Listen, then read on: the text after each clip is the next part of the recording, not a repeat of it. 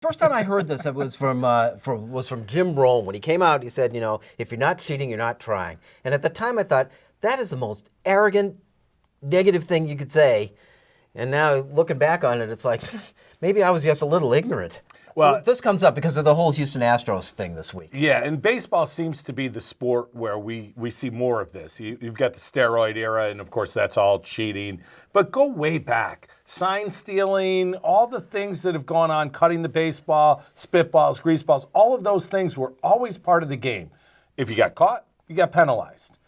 The Houston Astros, what they've done, allegedly, is a little different because it's electronically stealing signs, using center field cameras to see the catcher's signs, transmitting that electronically to the dugout, and somebody creating a noise to let people know who are batting what's coming or what's not coming in some cases. So this is a whole different realm, and your Red Sox, they got in trouble for using an iPad. The Yankees had Apple Watch situations. They're my Red Sox when something bad happens. They're not your Red Sox the rest of the time? Well, you guys don't talk as much about them when that happens.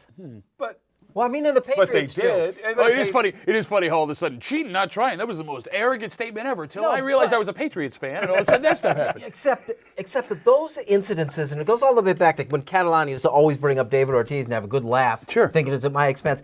Those are embarrassing moments for guys who follow those teams, and those things happened. I wasn't proud of them, and I don't defend them. I get it, but to Carl's point, I think there's a difference between doing something behind closed doors and intentionally covering it up because you know it's wrong versus what the Astros are doing here. Like, first of all, you're using electronic stuff, which is a huge no-no. And it's not like you were doing some crazy thing. It was a TV screen in your dugout that was telling you what was going on. And then, garbage. Yeah, if you're going to cheat, be better than one bang for a slider, two bang for a curve. Like, how it took 2 years for this to come out is insane. How did not one single baseball nerd, you know how nerdy baseball players are, realize, hey, wait a minute, every time he bangs the drum once, a slider's coming. And they move from team to team, and that's why this Mike Fiers comes up with it. I don't get how any of this stuff is possible, because every year the guys who were in on the joke one year are the victims of the joke the next, and they seem perfectly willing to do that. But it leads me to think they're not the only ones. Go to the Patriots. You mentioned them, Spygate. Do you think they were the only team that had done that? Absolutely not. All of these teams are looking for an edge, and they'll use any edge they can. If you do something that works, guess what? I'm going to steal it and use it as well. And Mangini was a pariah for going public with it. But there's your example as to why you don't say anything. There is a code of silence inside these locker rooms. I mean, Absolutely. listen, we all talk to people inside the business, and there are things that we hear that we don't necessarily know are true, where if you said it out loud, people's jaw would drop.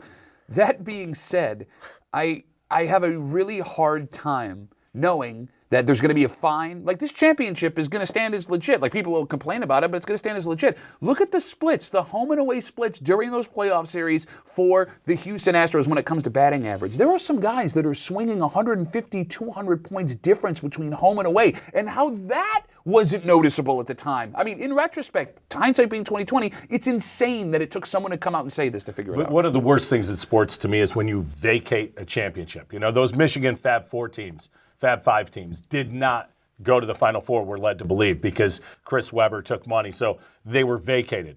We all watched it. We all saw it. Marcus Camby at UMass. We saw it. Jim Boeheim. He doesn't have 1,000 wins. I've seen him win 1,000 games. Don't vacate it. Figure out penalize with draft picks like the NFL did with the Patriots.